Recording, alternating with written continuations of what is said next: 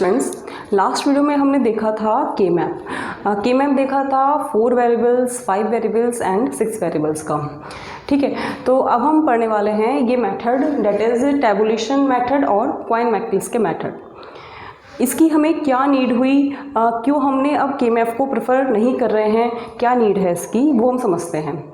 ठीक है, तो जब तक हमारे पास के मैप 4 वेरिएबल का था तो हमें एक मैप डिज़ाइन करना होता था और हम उसमें ग्रुपिंग करते थे, चाहे वो पेयर की ग्रुपिंग हो, चाहे वो क्वाड की हो, चाहे वो ऑक्टेट की हो।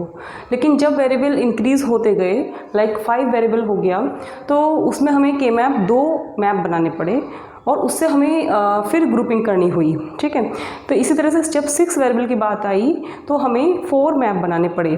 ठीक है, तो इस तरह से हम देख रहे हैं कि डिफ़िकल्टी लेवल इंक्रीज़ होता जा रहा है to solve Boolean algebra equations. तो उस डिफ़िकल्टी लेवल को कम करने के लिए हम ये मेथड यूज़ करेंगे। इसका नाम है टैबुलेशन और क्वाइन मैकलिस के मेथड। ये मेथड क्या कहता है, इसे हम देख लेते हैं कैसे हम इसमें क्वेश्चन को सॉल्व करेंगे। तो स्टेप वन है आपका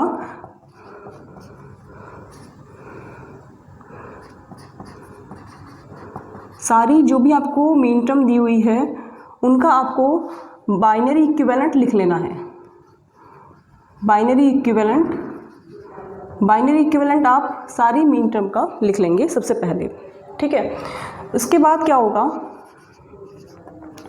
आप उन बाइनरी इक्विवेलेंट को अरेंज करेंगे इन इंक्रीजिंग ऑर्डर ऑफ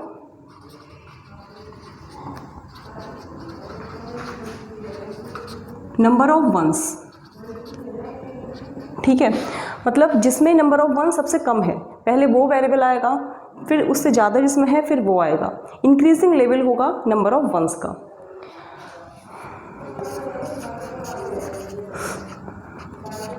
इसके बाद हम क्या करेंगे, उनकी कंपैरिजन करेंगे, मतलब हम कंपेयर करेंगे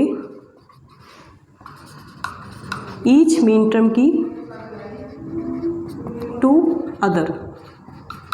जो दूसरी मीन टर्म होगी उससे कंपैरिजन करेंगे। हम इस तरह से कंपैरिजन करेंगे कि उन दोनों उस कंपैरिजन में उन दोनों के बीच में 1 बिट का ही डिफरेंस हो। ठीक है, कितने का डिफरेंस हो, ओनली डिफर बाय 1 बिट, केवल 1 बिट से डिफर होगा, जो उस कंपैरिजन को हम ले लेंगे। ठीक है, उस कंपैरिजन को जब हम ले लेंगे तो जो वेरिएबल बनेगा जहाँ पे 1 बिट डिफर है वहाँ पे आ जाएगा डैश, तो हम प्लेस कर देंगे एक dash mark, place a dash mark हम प्लेस कर देंगे। जहाँ पर भी जो बिट डिफर है उसकी जगह पर हम डैश मार्क प्लेस कर देंगे और रिमेनिंग टर्म को हम कॉपी कर लेंगे।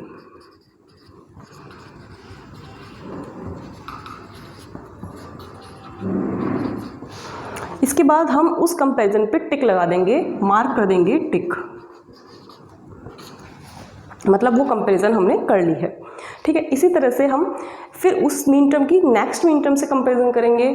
फिर वहाँ पे भी देखेंगे कोई बिट डिफर है क्या, 1 बिट डिफर यदि होगी तो हम क्या करेंगे, फिर से यही स्टेप फॉलो करेंगे, मतलब डैश मार्क प्लेस कर देंगे और रिमेनिंग टर्म को कॉपी कर लेंगे और मार्क कर देंगे राइट। ठीक है, तो इस तरह से हम कंपैरिजन सारी मीन टर्म का, सभी मीन टर्म का सबके साथ करेंगे। ठीक है, और मार्क प्लेस कर देंगे राइट। अब क्या होगा, जिसमें भी कंपैरिजन नहीं हुई है तो वहाँ पे टिक मार्क नहीं होगा। ठीक है, तो वो टर्म कहलाई जाएगी प्राइम इम्प्लीकेंट, अब लास्ट स्टेप में हम सबसे पहले हम सारी आइडेंटिफाई करेंगे प्राइम इम्प्लीकेंट्स को।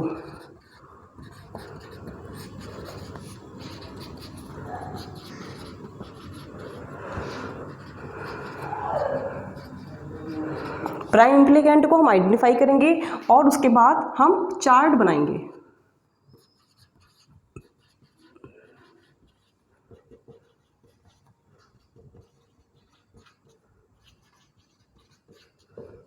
चार्ट बनाने के बाद जो एक क्रॉस हमें पुट करना होगा, जहाँ पे सिंगल मीन टर्म है वहाँ पे हमें क्रॉस पुट करना होगा। ठीक है, और उसके कॉरस्पॉन्डिंग हम स्टार मार्क करेंगे।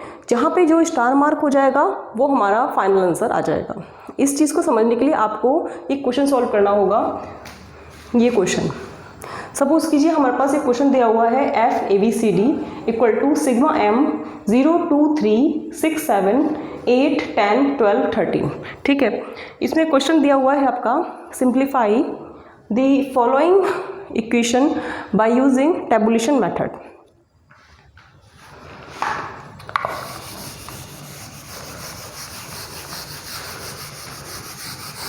आपको इसके नोट्स चाहिए तो इसमें डिस्क्रिप्शन बॉक्स में जो लिंक दिया हुआ है उस पर क्लिक करके आप इसके नोट्स ले सकते हैं।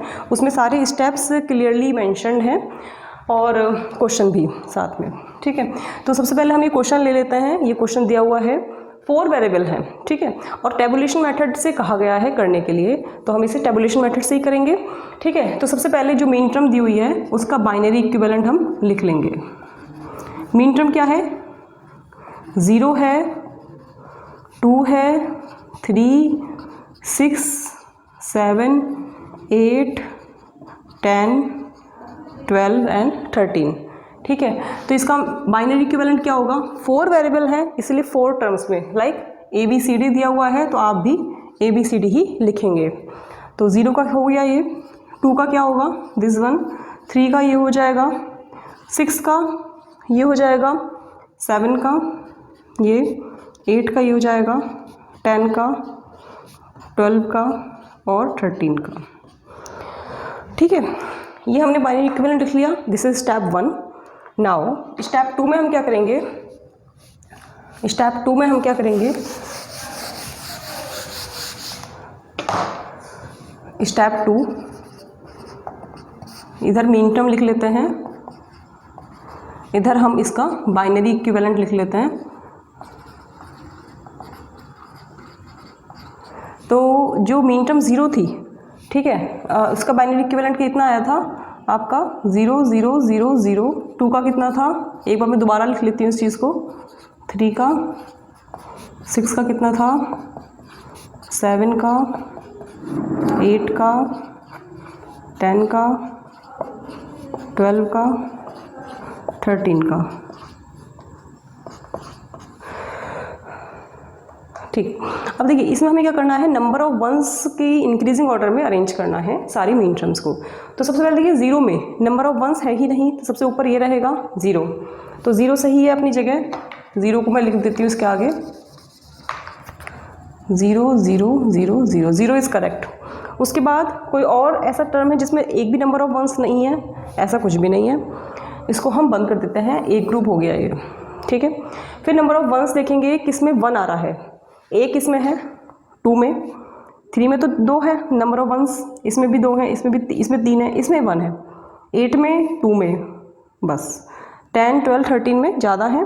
तो 2 और 8 को हम एक साथ ले लेंगे, 2 को और 8 को,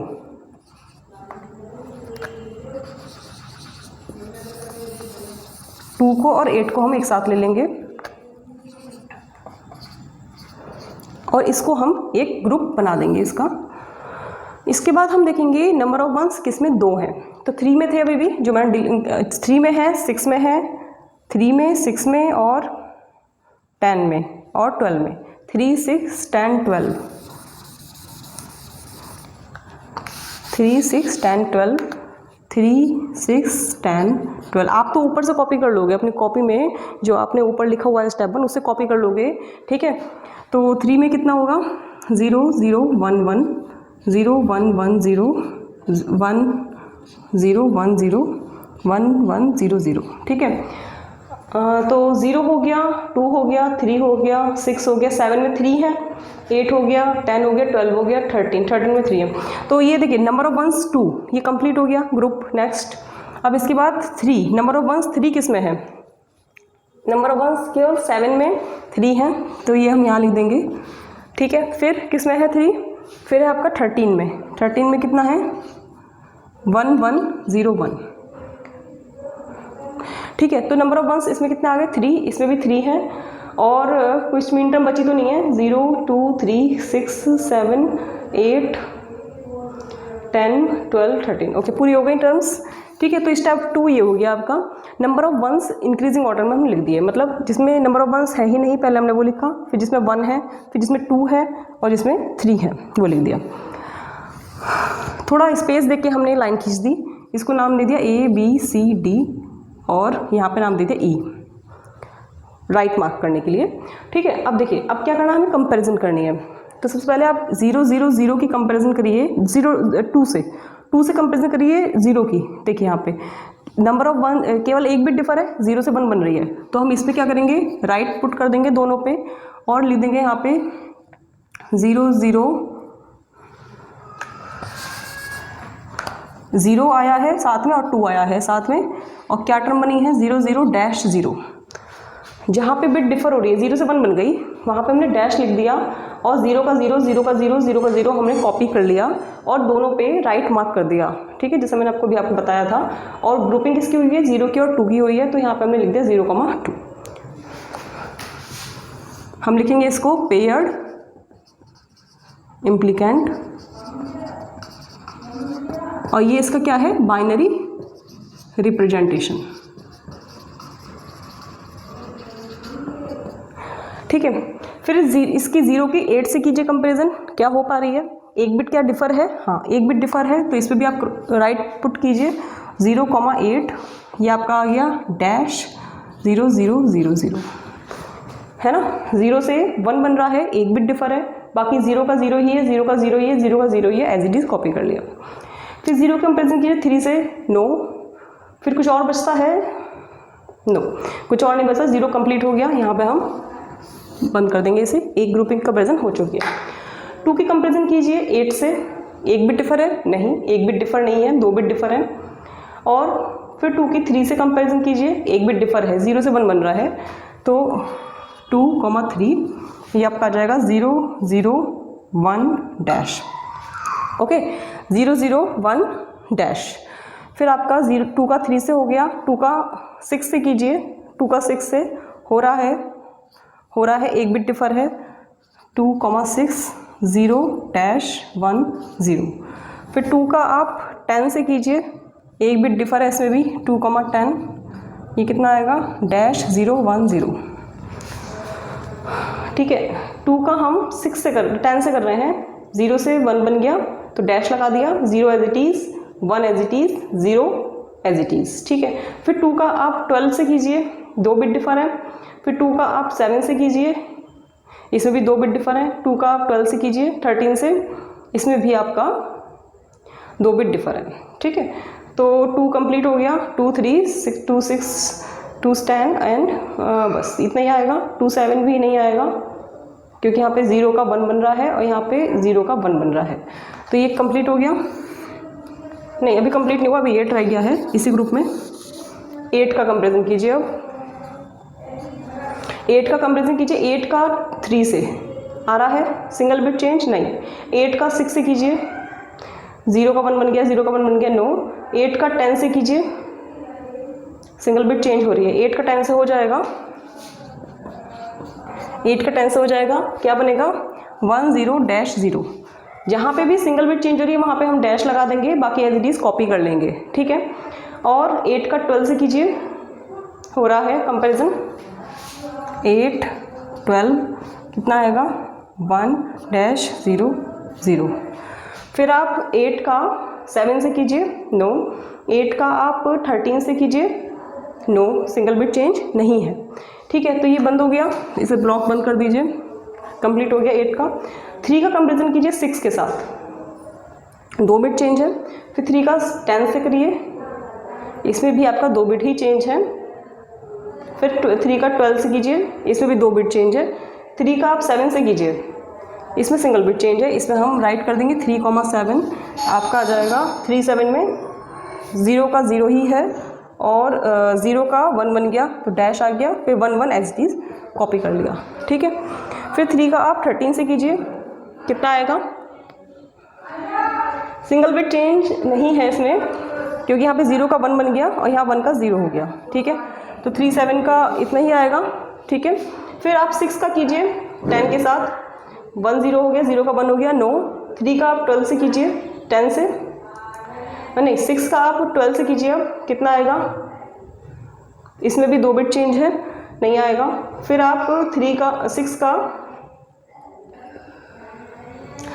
आप 7 के साथ कीजिए, इसमें हो जाएगा 6 7 हो जाएगा 0 1 1 डैश 0 1 1 डैश। ठीक है, सिंगल बिट जहाँ चेंज हो रही है वहाँ डैश लगाना है। 6 का 7 के साथ हो गया। 6 का 13 के साथ कीजिए, 0 का 1 बन गया, 1 का 0 हो गया, नो 6 का 13 के साथ नहीं होगा। 10 का कीजिए 12 के साथ, 10 12 नहीं होगा। 10 का 7 के साथ कीजिए, 0 का 1 बन गया, 0 का 1 बन गया, नो। 10 का आप 13 के साथ कीजिए, 0 का 1 और 0 का 1, नो। 10 का नहीं होगा और किसी के साथ, 10 का किसी और के साथ नहीं होगा, नो। अब 12 का कीजिए, 10 कंप्लीट हो गया, 12 का कीजिए, 12 का 0 का 1 का 0 हो गया, 0 का 1 हो गया। 10 का 12 का 7 के साथ नहीं होगा, 12 का 13 के साथ हो जाएगा, सिंगल बिट चेंज है 12 का 13 के साथ, 12, 13, दिस इज 1 1 0 डैश। ठीक है, ये हो गया आपका, कंप्लीट हो गया। 7 का, हाँ 7 रह गया, 7 का 13 के साथ कीजिए, 0 का 1 बन गया और 1 का 0 हो गया, 7 का 13 के साथ नहीं होगा। ठीक है, तो बस कंप्लीट हो गया ये 7 का 13 तक। अब हम इसके बाद पेयर्ड इम्प्लीकेंट बनने के बाद हम देखेंगे क्वाड इम्प्लीकेंट्स। क्या 4 की ग्रुपिंग हो रही है, तो जहाँ पे यहाँ पे डैश है थर्ड प्लेस पर, वहाँ पे देखिए कहाँ पे डैश है, यहाँ पे नहीं है, इसमें भी नहीं है, इसमें भी नहीं है, इसमें भी नहीं है, इसमें है। तो इसमें है, तो इसमें सिंगल बिट चेंज हो रही है, 0 का 1 बन रहा है, तो हम इन दोनों को ले लेंगे, 0 2 को एंड 8 10 को, 0 2 8 10। क्या वेरिएबल बनेगा इसका, डैश 0 डैश 0।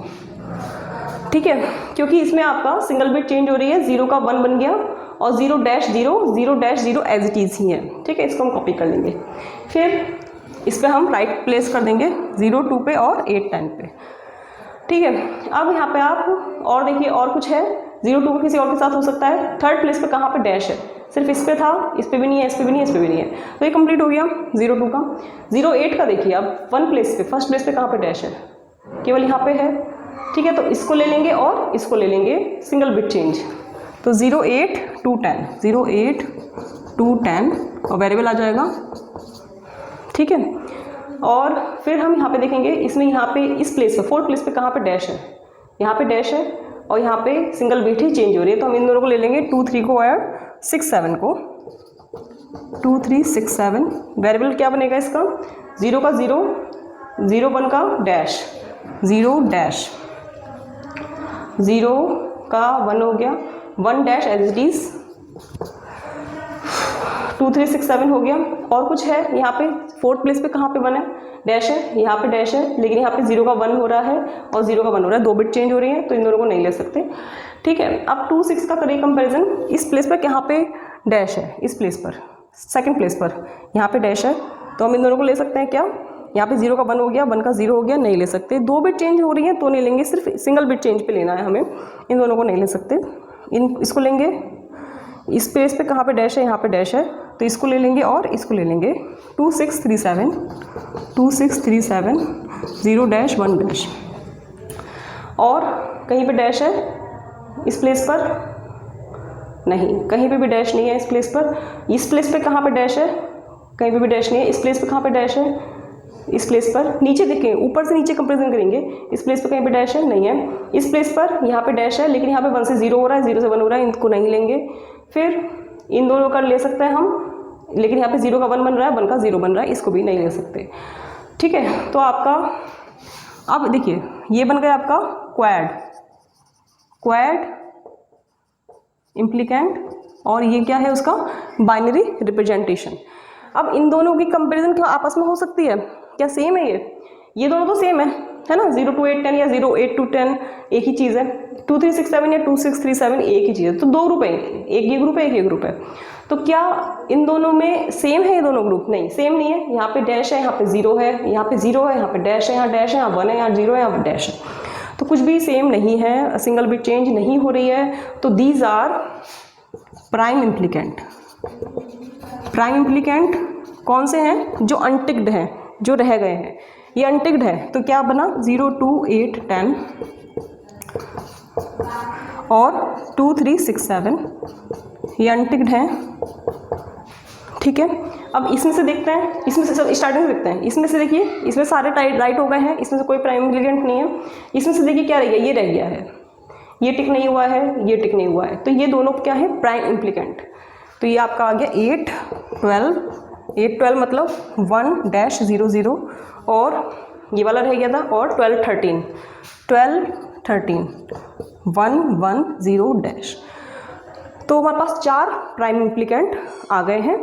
ठीक है, तो हम अब इसके बाद प्राइम इम्प्लीकेंट का चार्ट बनाएंगे। इसके लिए हम अगली वीडियो में देखेंगे। Thank you.